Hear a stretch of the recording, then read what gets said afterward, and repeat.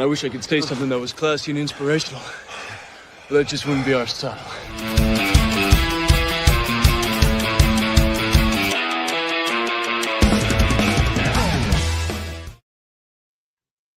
Hi, and welcome to Steelers Sanctuary. It's Hard Knocks. We're closing out the regular season, Week 18, that we all forced ourselves to watch again last night for a third straight week of forcing ourselves, fourth straight week of forcing ourselves to watch Hard Knocks.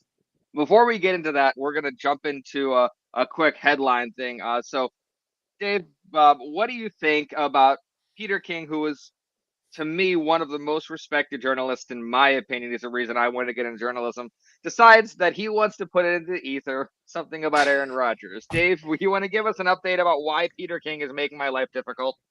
Well, he was quoted as saying that, and which is a point I agree with, that there is an expiration date with T.J. Watt, Cam Hayward, and even a little bit Minka Fitzpatrick on this defense, and their prime years are rapidly disappearing before our eyes. So his point was, go get Aaron Rodgers in 25, try to make a run while these guys are still, semi good, and then see what happens.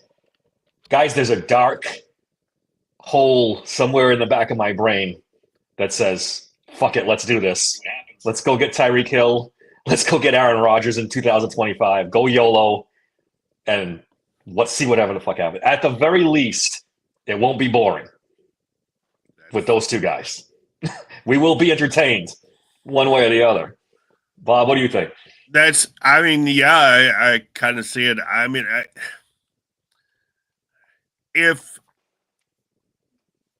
they end up losing against Baltimore this week, we should preface it with that for sure. Then the promised change is more than likely not going to be losing Arthur Smith unless he gets a job. It's more than likely not going to be Terrell Austin because he's still got a year in his contract. So, bringing in 42-year-old Aaron Rodgers and maybe Tyreek Hill would be change. Hill is instantly, T. Higgins is probably better. Yeah, definitely better at this point. Than Tyreek Hill, but Tyreek Hill instantly jumps to the tippy top of the available wide receivers if it's true. So, then you also have to figure, made the point the other day on the podcast, Davante Adams is due $44 million from the Jets. He's getting cut. So you could get the package deal of Aaron Rodgers and Davante Adams, who, watching Aaron Rodgers coexist with Arthur Smith would be pretty funny. But, I'd say arguably at this point, Aaron Rodgers is probably better than Russell Wilson. I'd still rather have Justin Fields. But me and Dave we were talking about this but before. It's the big picture part of my brain won't be quiet enough long enough to let me entertain this, because I think about this and I'm like, oh, if we do this, we'll be entertained. There's a chance it could be positively interesting for a bit, but we are gonna pay for going down that road. Well, if you want to throw that's how I feel. If you want the intermediate ball back in the passing game, Aaron Rodgers, the whole field. Aaron Rodgers would use the whole field. The likelihood of it happening is probably pretty slim. We all think that there's an Aaron Rodgers, kind of connection here with Mike Tomlin. We've seen them wink at each other in, mid-game and give each other the eyes and stuff like that. Where is Aaron Rodgers is the question in his career. Is there can you squeeze one more season out of him? Could you? Yes. But honestly, could Arthur Smith squeeze one more year out of him is the other question. I don't know that Aaron Rodgers is going to – they've never worked together. They don't – it's not even remotely on the same planet. And if Aaron Rodgers comes to town, he becomes the offensive coordinator, not Arthur Smith, which honestly I don't know that that's a bad thing. Zach and I were talking before you got on is how does the Mike Tomlin Aaron Rodgers dynamic where Aaron Rodgers likes to be the man and in control and maybe even call plays. And Mike Tomlin, he's the man. He calls the plays. Nothing else goes on without him knowing. So how does that work? Theoretically, if he were to come here, I guess they'd have to hash it out, and I'm sure they could probably, between Mike Tomlin and Aaron Rodgers, hash this out. I don't know. Well, press conferences would get awful interesting. I'm telling you. I was just going to say, what's the alternative? We roll it back with Russ and Arthur Smith and Mike Tomlin, and we do this all over again in 25 because that's the most likely reality. If we're gonna do this, let's do it right. So I'll entertain this as long as I get to bring some reality into this. That's my exchange here. Okay, go ahead. So I accept the Aaron Rodgers thing, but do it from a large lens perspective. Look at that and say we're doing this, but in the draft afterwards, we're looking at this guy, this guy, this guy. We've already talked to this guy. We have free agents that we're looking for here. Have a plan set up after Aaron. Know what's happening and expect negative things to happen. Say if this goes badly, what's our plan? If it goes great, because right now it seems like the Steelers going with one plan, and if that goes bad, everyone goes, crap. No, we'll just keep running. What do we do now? We don't know how to change. Just keep running it. And I have to imagine that. So if you're going to do this, if you're going to run it back, if you're going to entertain all that kind of stuff, have a plan afterwards so that I don't get apoplectic every day for 10 years, knowing what it cost us for that 1 year. But what does it cost us? Either way, they don't have long-term plans past next year. Yeah. If Aaron Rodgers doesn't come here, the plan for next year is Russell Wilson. I think I'd be shocked. I mean, there's a small percentage chance it's Justin Fields, but I think the Russ thing is going to happen again next year. The overhaul from the Aaron Rodgers thing is what I'm excited because I'm logically thinking like, okay, we have Aaron Rodgers, and if we bring Tyreek Hill in, because Tyreek Hill, let's say he comes first, his first demand is I'm not playing with those quarterbacks. First number one demand. So get me a quarterback. He doesn't come here if Russell Wilson. Yeah, or I'm not exactly. So and Aaron Rodgers is here. He's like, I need more receivers than that. So so both sides there's gonna be overhaul. Arthur Smith is not going to be there. There's no way Arthur Smith, because he's not going to be a lame duck guy. He has enough money from his family. He doesn't want to do that. He can just walk away. He can take the hit. So there's overhaul I see happening if that happens. But just that's from a realistic perspective. So not an entertainment one. I see we've made Relic apoplectic with the get used to it, Relic, because I'm on this train now. Yeah. I've jumped on. I don't think the Mason Rudolph plan is a real plan. I hope you're being sarcastic about that. I'd rather have. And as far as Tyreek Hill and these quarterbacks go, I think there is a decent chance he would want Justin Fields because he hasn't played with a guy with a cannon like Justin Fields since Mahomes. So, Tua, I know he loves him and he throws a pretty deep ball, blah, blah, blah. Tyreek Hill, I think, would love Justin Fields because Russ, I don't think can get it. He does throw a good deep ball, though. That might be appealing to He throws a 50-50 deep ball. Tyreek Hill wants a guy who can hit him in stride, and Justin Fields can hit him in stride. And number one with either one of those guys, whatever guy we have out of those, this offensive line, we're not going to have time to get Tyreek the ball, and we're not going to be able to keep Aaron Rodgers upright. So I don't care who you bring in. If this offensive line doesn't work the way we hope it does next year, that's going to be the issue. I don't care who you bring in. Well, you hope that Troy Fulton is an improvement over, Dan Moore. Dan Moore. We hope that he cannot be worse. He's got to stay on the field, because that's worse if he can't stay on the field. Because Dan Moore has been, if anything, he's available anyway. He doesn't miss games. And he doesn't miss a chance to get Russell Wilson sacked. Yeah, that was awful. A lot of sacks last week. That was awful. I mean, the true Dan Moore showed up. I like your idea about Devontae Adams, though, coming with Aaron Rodgers. I think he's a mature adult. He's not Tyreek Hill. He might be able to have an influence on Pickens, if anybody, and say, listen, this is the way you do things. I wouldn't want Devontae Adams without Aaron Rodgers, though. I think they're a package deal. Yeah. I don't want Russ throwing to Devontae Adams, but I think that's an interesting point that maybe he's the adult in the wide receiver room that we need. And then Aaron Rodgers certainly isn't going to take any shit from George Pickens. Right. Weirdly So enough, I think that him might being the benefit. adult might keep him from this because I think this is a Well, purely there's that. No, honestly, I think this is a purely entertainment, have fun. We're throwing it back. Let's throw it to the wall and see what sticks kind of situation. And Tyreek might be up for that because of the chaos, and he seems to enjoy that a bit. But Devontae, I've watched him on some of the shows he was on, especially the Kay Adams one. I agree with what he does seem a lot more mature, and I think he's over this whole I'm going to go to this team, I'm going to chase it with this team, I'm going to go to the I think he's a little tired of that right now, and I think this was a sobering situation. Him coming to New York expecting it to be this, it really wasn't that.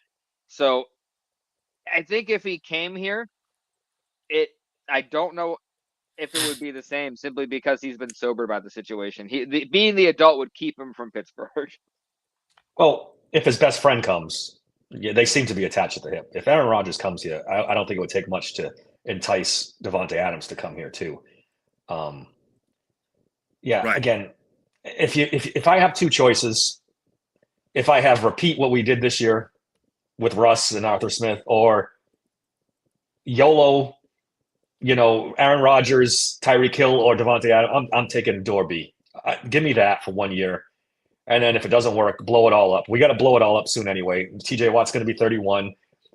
After next season, going to be 32. Cam's on borrowed time. He's been great. He's been fantastic this year, but let's face it, the cliff is coming. So why not just give it one chance? And believe me, I understand the drawbacks of Aaron Rodgers. I saw it. I saw the way he played in New York. It wasn't good. Their coaching situation wasn't great either. Let's be honest. Yeah. I mean, the whole organization's a train wreck. Top to bottom. The kids, the kids running the show there, the whole Jets thing, the owner, his kids, they're checking Madden ratings before they make trades. They could have had Jerry Jeudy. They didn't get him. Yeah, that place is a wreck. So take that for what you will. I know we're not getting Aaron Rodgers of 2008. I'm clinging to something to make 2025 tolerable, because if it's Russ and it's Arthur Smith and it's Mike Tomlin again, I can't go through another season of it. I'm sorry, I just can't. Yeah, not Joe Flacco either, Relic. No, why are we throwing random? We're getting a Madden thing. Well, I didn't mind the first two. Good. Well, I think Relic's right about Fields. I mean, that's still my number one option. I would like to see that, because you're going to get one of two things if you go with Fields next year. Number one, he played pretty well. He's 4-2. You take the cuffs off and you just let it rip. It's not Tomlin's style. The only guy who's going to change the Steelers' offense is Aaron Rodgers, because he doesn't care. Mike Tomlin can tell him, we want to run the ball, and Aaron will go, okay, yeah, we want to run the ball. I'm going to get out of the field. They're going to throw the ball. It's going to be like Ben, where he's going to be like, okay, this doesn't work, so I'm just going to do whatever the hell I want anyway. But yeah, I think put Justin Fields out there, let it rip, rock and roll. If it works, we got a franchise quarterback who's 26 years old. If it doesn't work, we got a high draft pick. Yeah. I just see the limitations of Justin Fields. I'm not sure. I mean, I like with the growth I've seen. We saw a lot of growth in a short period of time that the Bears didn't even come close to tapping. So I'm wondering, if we remove the Aaron Rodgers from the situation, include everything else that we said, but do it with Justin Fields, I suddenly get a little bit more on board. It's the Aaron Rodgers. I just feel like let's say Aaron Rodgers comes in and wins a Super Bowl with the Steelers, I just feel like for the rest of my life, they're going to be like, what about the Aaron Rodgers Super Bowl? I'm like, oh.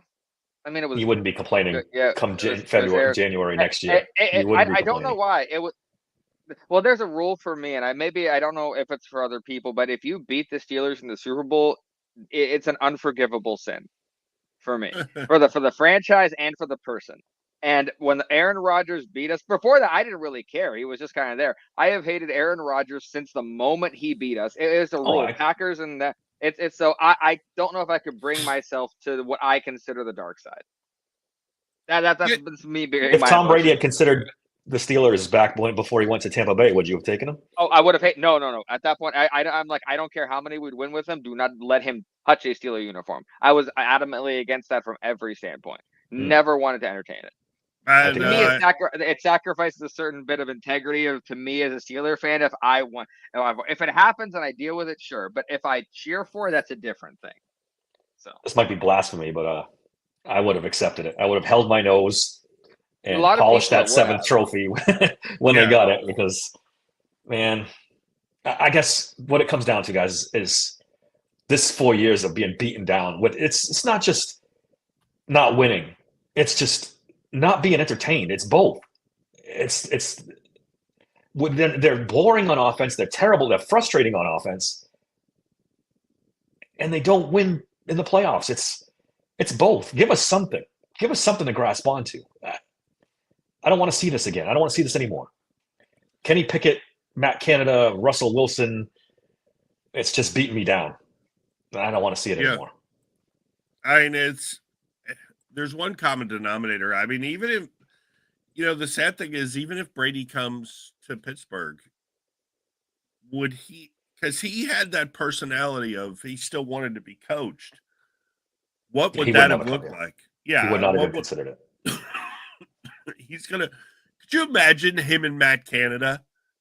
I mean, that would have lasted about 30 seconds. Yeah, that wouldn't have got out of day one of training camp. Yeah. He would have walked away or told him he's going. Exactly. Yeah. It probably would have been a condition. He was like, hey, I'm willing to come here, but, let's be honest. He could have called the plays himself better. Yeah, you're also looking at, wasn't that the last year or two of Ben when he went to Tampa?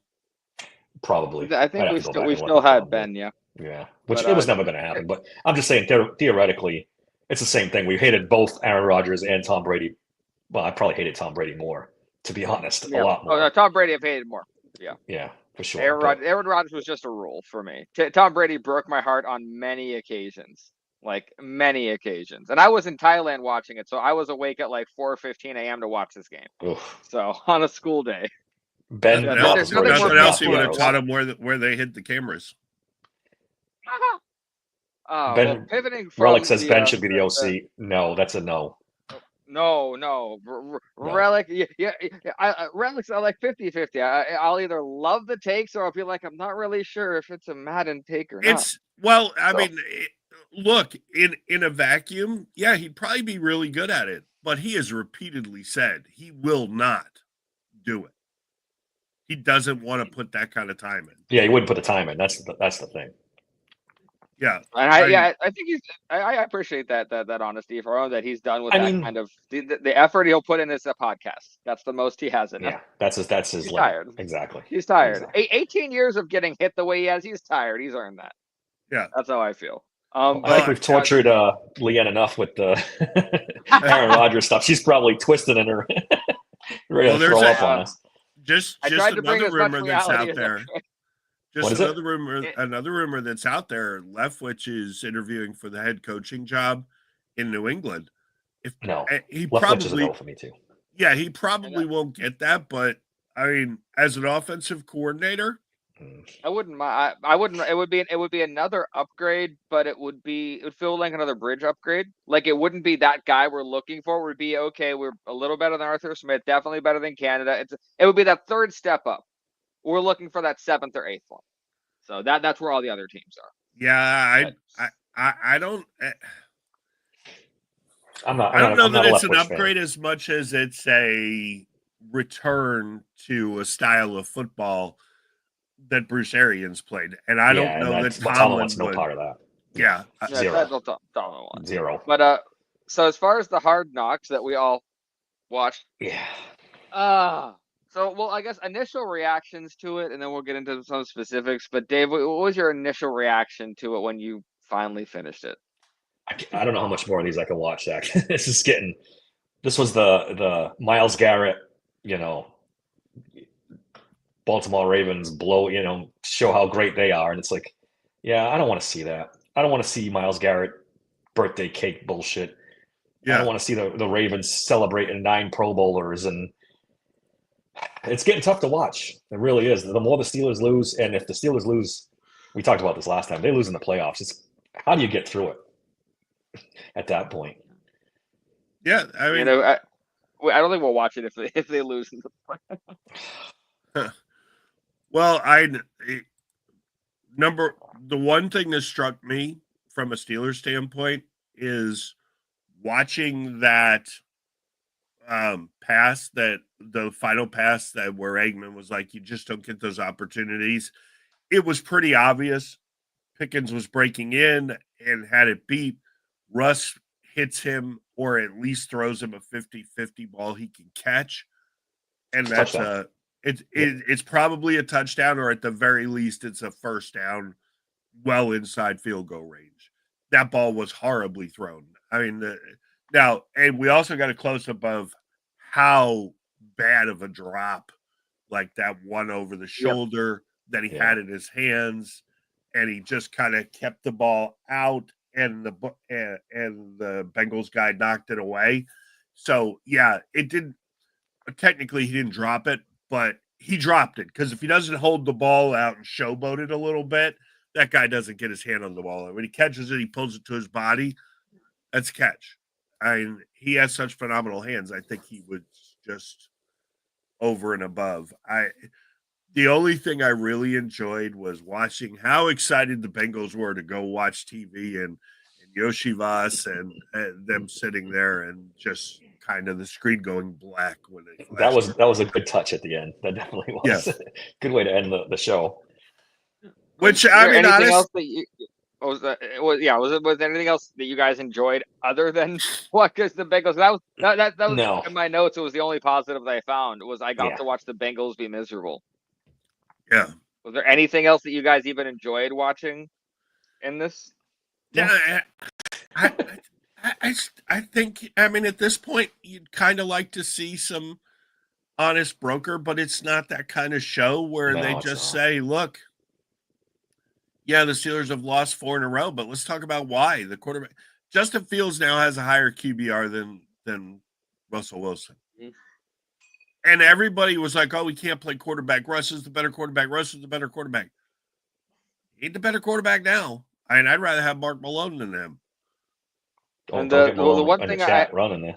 Yeah. My first note is because I don't know, I didn't hear it during the game, and when I heard it, it was like a gut punch where the guy said the Steelers haven't had a lead in nearly a month. Yeah, good point. Yeah, it's when I heard it, I had to pause it. I'm like, oh. I mean, we are at Matt Canada level football right now on offense. Yeah. We just are. No lead and no lead ever. They didn't score a touchdown on their opening drive. It's been, I think, somebody had it 19 games in a row. They haven't scored a touchdown on their opening drive. I think at this point you have to stop just blaming Matt Canada. And I can't believe I'm saying this, but because you go back and it's been consistently bad for a long time. That's what I'm talking about. I can't take much more of this. Mike Tomlin is the common denominator. We got to blame Tomlin. And at his press conference, he basically said, hey, I wanted this. I wanted to run the ball. It's his philosophy compounded with his choices of offensive coordinator. Those two together have created this. He decided when Ben Roethlisberger retired, he wanted a physical, strong running game and defense to win as a strategy to win. And it just doesn't work in this era. It's. I know people say zig when other people are zagging, and that works. It doesn't. When you fall behind with this kind of strategy, when your defense is best playing with a lead because you have great pass rushers and they can't rush because you're always behind and you don't know if they're going to run them. It's a flawed philosophy, and it's always going to be that way until someone makes a change. Yeah. The zig instead of zag now, that's the tush push. That's the aggressive way that Campbell approaches fourth down. Those are the zigs that it's not revert back to a football that worked 20 years ago. That's not a zig. That's a regression. So that I think that's the issue, and that's what all of us absolutely see. Now, the one thing I did see is watching, because the offense looked worse on Hard Knocks than I thought it made it stand out how bad it was. But to me, that just confirmed, if nothing else, the defense really did play as well as I thought they did. So, because the defense did what I expected them to do, that one brutal long drive, and after that, they did everything they could to give this horrible, anemic offense a chance to win. And Well, they get unfortunately, it just reminded me of those three of the Kenny Pickett years and all that, where we hoped our defense would give our offense some kind of chance to score one touchdown. yeah. I mean, the defense. I mean, look, Cincinnati still marched up and down the field. They just held them to field goals. And That's you could. That's the best you can ask, though, right? Especially with an offense like Cincinnati, you hold them to 19 Exactly. points, you should win. With their defense being as poor as it is, Yeah. you hold them to 19, you should win. And Joe Burrow up to that point had 3 touchdowns in every passing touchdown Yeah. in every game in the second half. And so that the defense worked. Now I'm not going to give Terrell Austin all the credit. I think the guys on defense came out and really wanted to put the stench behind them, and the offense didn't feel like following. And Yeah. I don't know if the offense can follow at this point. They're broken. It's broken. You see some of these screenshots where defenders are running free on the Steelers running backs. Like the offensive line is a sieve right now. It's just, I don't know. That's why I don't. This is where my lack of optimism for this game on Saturday comes from. This offense is completely, and the Ravens defense is playing very well to compound it. So now, tell me where this goes well. I'll say Zay Flowers. When we get to the That's preview, true. Zay Flowers is the one name I have listened to as a podcast from NBC and PFF, and the one name I keep hearing around, like, if Zay Flowers doesn't play, if Zay Flowers is that, he's the one. So if he plays, we all know what. But if he does not play, it's not a TJ Watt not playing, but it gives us that avenue to maybe keep up. But the one thing I wanted to point out that I saw that makes me wonder, because I don't want to put up the results about what I'm seeing on the field into how I feel the players are feeling, but I'm going to assume what I believe I saw on that field. When the game ended and the first thing Russ did is went into rah-rah mode, I thought Cam was going to fucking deck him. I wanted to bring that up. Yeah. Cam wanted to plant him in the ground. Yep. And I looked, I'm like, oh, Russ. It's running thin. I haven't seen a lot of the tone deafness that people were talking about with the way Russ approaches that kind of thing this year. I really have that right there. I'm like, that's your team. No, he is Matt. You let him down. You don't be like, oh, we'll pick ourselves up. You let him breathe or he's going to kill you. You're a small man. That really stood out to me. So what did you guys think about that interaction? Yeah, you don't go to a guy who just left his heart and soul on the field after you failed miserably on the 2-minute offense at the end of the game and say, let's go, Cam, we're going to win 4 in a row. Let's go. It's like, get the hell out of here. We can start to see now why he wears thin on teams as the time goes on. You could just see it. It's just, dude, you didn't play well. Don't give me this rah-rah crap. Go play better. Stop talking and produce. Well, I mean, and then from a Cam perspective, I mean, let's face it. I mean, 1 playoff win his whole career. That's not on him. Well, it kind of is because he's the leader of the defense. Yeah, and the run defense has been bad in playoff games, so that kind of goes to him too. But this year, if you take this year separately, he's not solely responsible, but I mean, let's face it, he's the leader of a defense that has been really bad in playoff football. Yeah. So, he's get partially to blame for it, for sure. Yeah, I get it. But then, I question, there is no Steeler existing. And, they point to Russell Wilson's big Super Bowl time a decade ago. I mean, everything is defensive Tomlin, defensive Russell Wilson. Well, they won Super Bowls 15, 10, 12 years ago.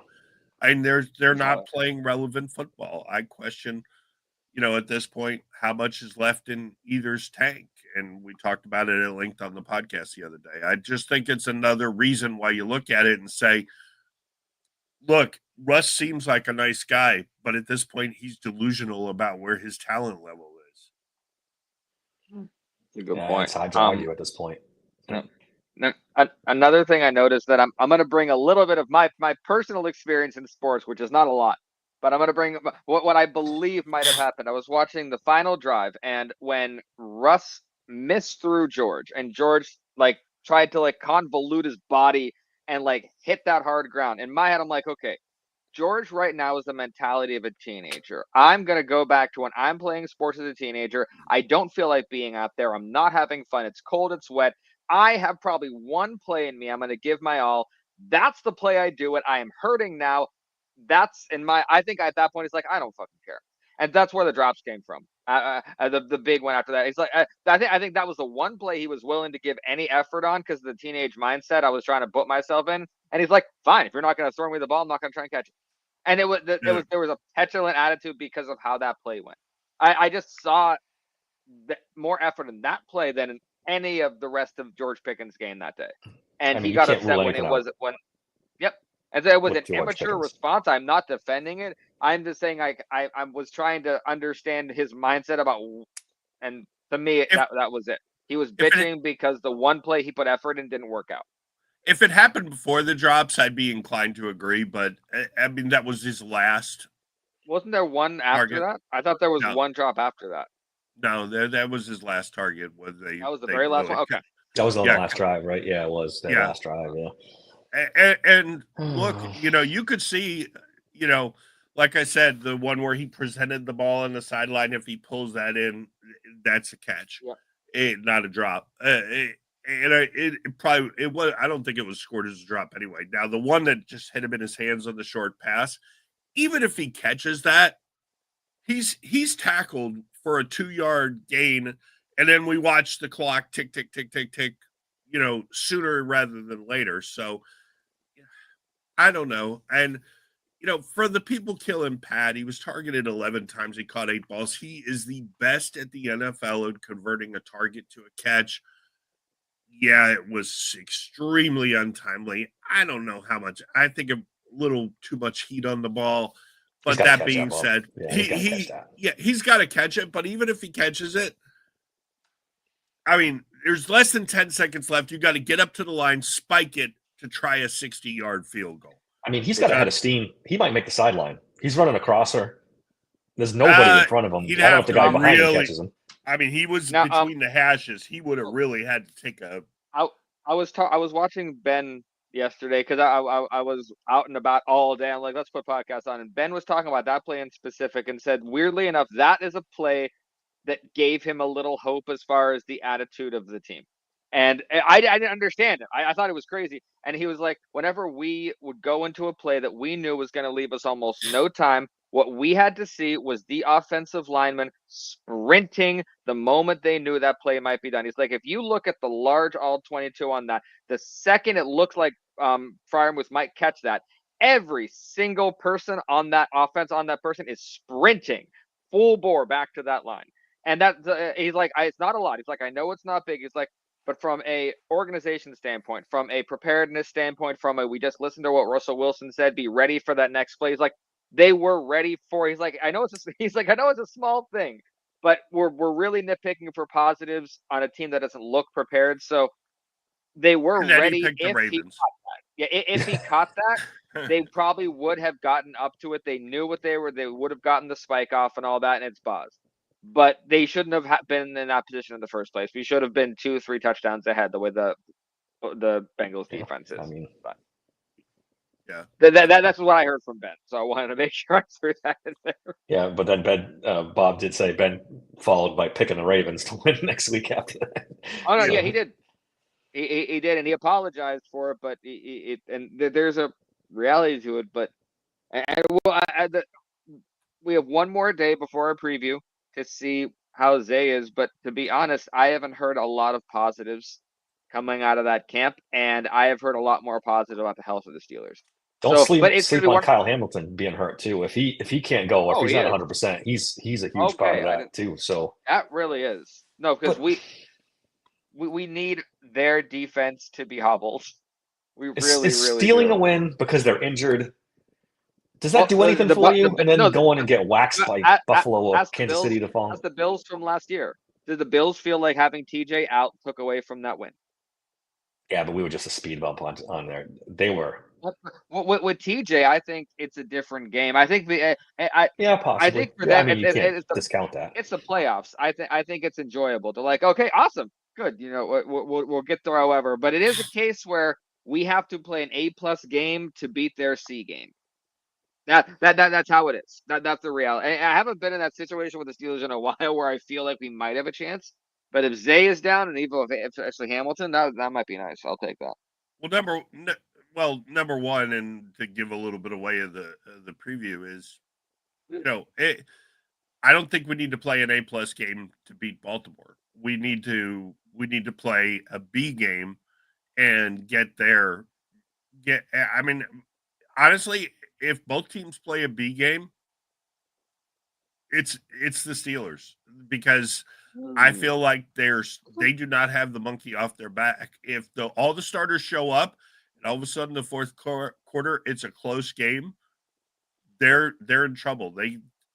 And most Steelers Ravens games are close games, and frankly, over the last 5 years, we've been better at beating them in a close game. The Ravens. I don't know, do you get that sense psychologically? I think we're just watching Hard Knocks. They believe they're superior to the Steelers. They're not worried about this game.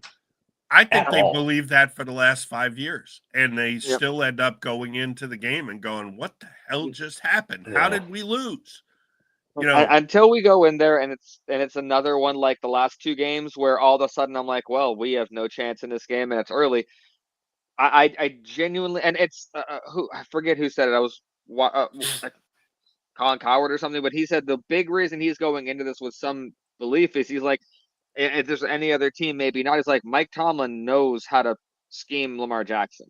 He's known how to scheme Lamar Jackson. He's one of the few people in the league who can consistently scheme Lamar Jackson. He's like, and every time they go in, Steeler fans just kind of shrug and go, "Oh, well, Lamar Jackson played badly." He's like, "No. The Steelers make him play badly." It's so one of the few positives is we really play Lamar Jackson well, and Mike Tomlin prides himself on playing Lamar Jackson well. So I'm the difference hoping is, though, that comes. I think they finally figured out that Derrick Henry is a huge weapon for them, and they're finally utilizing him the way they should. And that I'm hoping gives a whole different Harbaugh dynamic. himself. Yeah, I mean, it's always possible. So, in the first game, I never ever thought that you would only run Derrick Henry that many times, and he did. Now he got smart the second time. So yeah, I mean, now, Mark, on that one point, I don't know if you went back and watched the tape. There was probably less hand pointing than in any of the last four games. The defense was on the same page, and so I understand that after the first drive about the last four games, vilify those games. Absolutely, dude. It is rough, but this game, that's what. Yeah, I always say, expect us to give up one long drive and hold after that. We gave up one long drive and we held one of the, if not the best offense in the NFL, one of the more dangerous ones. So this, that was a great I agree with you by the defense. up to this game. But Mark, we need let's bring positive energy to the defense and ask more of the offense. And let's reverse that. And let's face it, I mean, Zay Flowers is our matchup problem with the Ravens because we don't really have a guy who can cover him. Well, there's a certain tight end they can't cover too. Well, that's among true. All the tight ends in the league that they can't cover. Yeah, that's true, and they've never really been able to cover him, but they have figured out ways to limit him. And if Mark Andrews all of a sudden becomes option one, I think they can take that away to some extent. I think Lamar takes it away sometimes because I see a lot of missed throws to Andrews where they're high and wide. I mean, Flowers gets so wide open, it's hard to miss him. Not saying Lamar is, inaccurate, but he is a little bit. He is a little bit. Against the Steelers, can be. Yeah, against the Steelers, he throws balls high and wide. So now I think TJ and Highsmith get in his head. I do believe that they get in his head a little bit. Yeah, and Hayward, he knows the rush is coming. Let's save a little for the preview episode. Yeah, we should get back on track. Really quick. Is there anything? Because the only other note I had left, we actually touched on in the first half, is the only way that this could have ended where I didn't feel like throwing something at the TV was watching all of the hearts in Cincinnati break at once. Yeah, it made me so happy. And Pittsburgh dad somewhere probably crying a little happy tear, probably sitting next to the crying Bengals fan. But that genuinely boosted my spirits a little bit. I'm like, Hard Knocks understands us a bit. Thank you. You knew we needed that. So that's for me. Yeah. I hate Hard Knocks for trying to make me like Myles Garrett. That little interaction he had with the guard for the Browns there, where he said something very nice to him, like there's nobodies in football. You're an NFL player, Don't do that shit to me. I don't want to like Myles Garrett. I'm very comfortable in my hate of the Cleveland Browns and Myles Garrett. Don't do that to me, Hard Knocks. Yeah. And there's a couple guys. I mean, I don't know what it is, but every guy on Baltimore, seems kind of dry. Seems kind of it's hard to hate him, but it's hard to like him too. I don't think Baltimore has come across very well. I think it's interesting that Mike Tomlin was kind of made out to be the star in the first couple episodes. Haven't seen a whole lot of him. No. Purposeful. Yeah. That's purposeful. I mean, the Steelers are not the story. They've lost 4 in a row. They're not the story anymore. The Ravens are the story now. Which honestly, you'd think it would kind of be the story. Let's see how Tomlin reacts. What's this great communicator doing to turn it around? Yeah. This is an NFL fluff piece. They're not going to do that. We've learned that's that. Where that's my disappointment. I wanted to see how Mike Tomlin responded after the things didn't go well. How did you? And we're not seeing any of that. And it's because Steelers aren't letting it out. And I guarantee for this episode, Hard Knocks came back to like, guys, you approved 47 seconds of footage. We really need more from you. And I guarantee Carm was like, they had to fight to get everything they did because the Steelers don't like showing that side of them. So that Myles Garrett, I sense what they were doing, and I was like, you are not swaying me. Remember who he is. Right? It's all right. He said something nice. He's still a dink. Yeah, but it did reinforce Mark Andrews rubs me the wrong way. I will say this, I have never been genuinely happy when a player has gotten hurt. But there's been certain players I'm like, didn't really mind that you are not here. Mark Andrews is one of those players. Well, during the time when he was legitimately hurt for like 2 or 3 years and couldn't play, I'm like, NFL's a little better today. I do not like Mark Andrews. I hope he drops every single ball and then has an ankle twisted just bad enough to not play. So, there you go, Mark. That's what I wish for you, bud. Enjoy. But I hope you're fine after that, and you can hold your kids and you're good after that. But during the game, no, you get off the field. So anything else you guys want to add as far as that? Oh, go ahead, Zach. I'm sorry. Oh no, it's perfect. I was curious what else you guys wanted to add. So let's jump into Harbaugh. Harbaugh continues to be the most uninspiring human being I have ever met in my entire life. Like, how do the Ravens win with a coach? I guess do we over because we see Tomlin every day? Do we think that's more important than it really is? Or maybe the even keel thing is better, right? Yeah. Than the peaks and valleys that Mike Tomlin tries to put us through. I don't know. He's just so uninspiring. He's so boring and dull. I don't remember the Cowher press conferences. I don't know if there wasn't that much coverage of them then, but I know Cowher was incredibly passionate on the field. He's the one who taught me that's what an NFL coach should be. And then Mike Tomlin's eloquence and ability to word things in a way I didn't really hear other NFL coaches doing. That's what I appreciated right off the bat. But maybe the dryness it would be helpful. Well, what was Noel like? I don't like, but for with the media and all that, I don't know. Well, Noel's famous saying was, "If I have to motivate you, I'll cut you." Okay. Noel was, I mean, every player from that era, and he himself. I'm not a motivational speech guy. You're not getting a halftime talk. The thing that people forget about Noel, and to defend him a little bit, unlike Tomlin, who I think there are striking similarities between the two, Noel was an innovator. Noel was an X's and O's guy. He was, he didn't have much of a coaching tree, but a lot of it was because he came up with a lot of the offensive strategies on his own. And the good part about Noel was he put in the system and trusted Bradshaw to call the system. I think that's ultimately why they ended up together. Bradshaw was the closest he could get to being on the field himself and giving the quarterback control. But towards the end of his career, when all of Noel's the traps and everything else, it wasn't working, and it was obvious the NFL was moving to the West Coast offense, and Noel was not about that. there was a period where the Steelers offense started to look lost. It was lost for most of the 80s. You know, our friend Mark Malone here didn't always play inspiring quarterback. They were lost for much of the 80s, and it didn't really change. I mean, it took a new coach, new philosophy with Noel's players for Cowher to come in and turn it around. And then we had a good 3-4 year run. Then we were terrible for 3 years. And then we had a good run for a decade.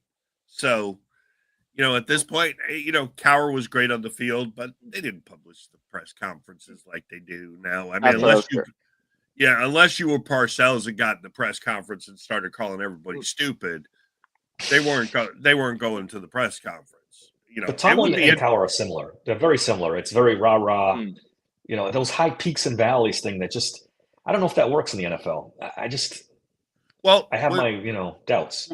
With Cowher, he was a rah-rah guy because he was a special teams guy, but he was smart. You know, he's the only Steelers coach of the three who was secure enough to say, okay, I will let my coordinators do their job.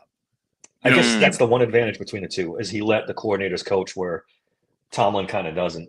I think he's right. Noel would have a stroke coaching today's players. Well, any old coach would. Now it's different. This leads into a fun question. I'm curious if you guys had to pick either Noel or Cowher to watch on Hard Knocks back when they were. Which one do you think would have been more entertaining? If they had the cameras in there, because I don't know what Noel was like behind the scenes. Yeah, Cowher is. So would he have been Harbaugh dry? Would Noel have been Harbaugh? Noel had a rule with his players that when they were off the field, they were not allowed to talk football if they were together, which they didn't hang out much. Really? But when they were together, Noel insisted, if we are not at the stadium, I am not talking football. Noel was a little Belichick, right? Kind of dry, kind of, you know, sarcastic. He wasn't gonna. Yeah, I wouldn't even go as far as Belichick. He wasn't. I mean, Noel was tight-lipped. He was tight-lipped. There was not a lot of talk from Noel. But then again, it's the era. I mean, I can't think of any coach in that era who all of a sudden was a big talk. Tom Landry wasn't. Don Shula wasn't. I mean, that's a good point. You could maybe say a guy like, you know, John McKay. He was great, but his teams were terrible, which is probably why he was so great at the press conference. Yeah, he was pretty good in the press conference. If you're too young to remember, go look at some of that on YouTube. He was a riot. Yeah. Okay. Well, is there anything else you guys want to before we wrap this up? Going 20 or whatever. Yeah, I think you got to be entertaining. Any other Hard Knock stuff that you guys saw? Actually, John brought up a good point. There was Madden was a John Madden, you could say. Yeah, that's a good point. With the Raiders and everything, he was a personality. And let's face it, Raiders didn't win very much with John Madden. They only won one Super Bowl. Yeah, well, they won a lot of regular season games, but they did not. Yeah, Flores is the guy who got them over the hump in the early 80s. Yeah. Well, if you made it through the Hard Knocks itself, and then you made it through this with us, hopefully, if we have a better one next week that we actually are excited to watch, like we were about the first. We have our preview show tomorrow at 6:30, where we can finally talk all about the Ravens without having to hold too much back, and we'll look at Zay Flowers and all of that. Thank you guys for being in the chat and jumping in.